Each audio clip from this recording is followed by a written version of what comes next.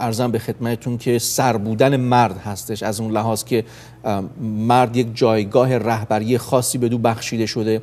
و زن به عنوان معاون اون قرار داره و باز همون تو آیات 7 تا 9 میبینیم که زن برای مرد خلق شد و نه مرد برای زن. حالا این صحبت ها رو خیلی گسترده تر میکنه. 5 تا دلیل الهیاتی، 5 تا دلیلی که مختص به یک فرهنگ مشخص نیستن و یک کلیسای مشخص نیستن رو ارائه میده پولس رسول و این گروهی که معتقد هستن که باید زن سرش رو بپوشونه به اینها استناد میکنن. و بعد یک نکته دیگه ای رو هم که یکی از مقاله‌ای رو که میخوندم یکی از اشخاص این رو بهش اشاره میکرد، عرضم به خدمتتون که رابرت سپینی هستش اسم این نویسنده مقاله، میگفتش که درست اولا که ما نصف باب رو میبینیم که کتاب مقدس اختصاص داده به این مسئله. میگه حالا همین مفسرها معمولا این صحبت رو میکنن اگر بخش عمده‌ای از یک کتاب مقدس به این مسئله اشاره تخصیص داده شده بنابراین یک مسئله بسیار مهمی هست و بعد اشاره میکنه چون درست بعد از اون مسئله شام خداوند مطرح میشه نزدیکی این دو تا بخش و ارتباط این اتصال متن خیلی به هم ارتباط داره. من حقیقتشو بخوای خودم شخصا نمیدونم، یعنی خودم اگر ازم بپرسید که دلیل نظر شخصی بنده چی هستش، من باز من همیشه اینجور مطرح کردم، حالا چقدر ممکنه درست باشه چقدر اشتباه نمیدونم، ولی من میگم که مسئله فرهنگی نیست، مسئله رو که کتاب مقدس داره اینجا یا پولس رسول بهش اشاره میکنه یک ارزش کتاب مقدسی و ارزش کتاب مقدسی که در اینجا وجود داره احترام هستش که ما به خدا داریم و حالا این نشان دادن ارزش و این به کارگیری چنین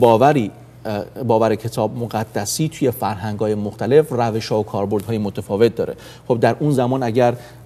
عرضم به خدمتتون که زن یک پوششی بر سر میگذاشت توی فرهنگی که در اون زمان بود، اون مسئله اصلی که ارزش کتاب مقدسه که خارج از مسئله زمان و فرهنگ و جغرافیا هستش امروز هم وجود داره. یعنی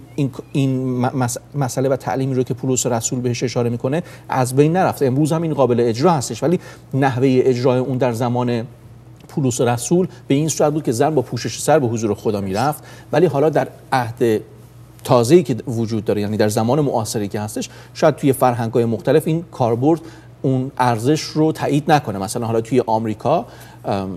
معمولاً مخصوصا توی این زمانی که الان وجود داره زنان با پوشش سر توی کلیساها نمیرن و حالا داشتن پوشش سر ممکنه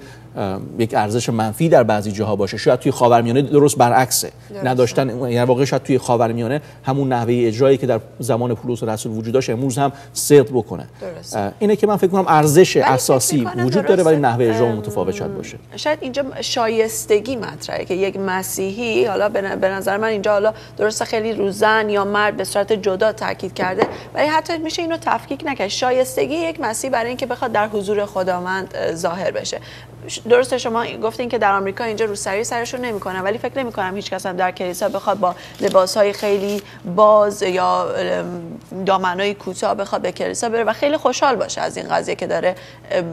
آزادیش رو شاید نشون بده با این شکل. شایستگی اون شخص که در حضور خداوند به چه شکل حاضر بشه، به قول شما شاید در عهد عتیق به اون شکل بود که ما شاید خیلی یهودیایی داریم که در حال حاضر هم این کار رو انجام میدن. افرادی که خیلی متعصب هستن همچنان با روسری حتی در آمریکا.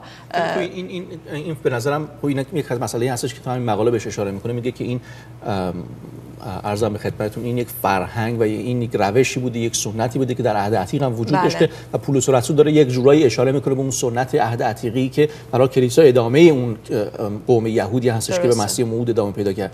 باور داره. بنابراین اون فرهنگ یهود از بین نرفته، فرهنگی که خب خیلی میگن که برگرفته از کتاب مقدس. جاهایی هم هستش که کتاب مقدس مثلا توی کتاب اشعیا خدا میگه که من پوشش اونها رو، پوشش سر اونها رو برمی‌دارم، نقاب اونها رو برمی‌دارم، اونها رو خجل می‌سازم. بنابراین یک چیزی هست که توی کتاب مقدس وجود داره و خدا هم به یک نوعی به اون تاکید کرده. حالا این چطور به عهد جدید ادامه پیدا میکنه، آیا اون رو باید امروز هم انجام داد، این رازی هستش که از برادرمون کشیش سارا اومدن اگر سایی دارین برادر سارا هستن اینجا.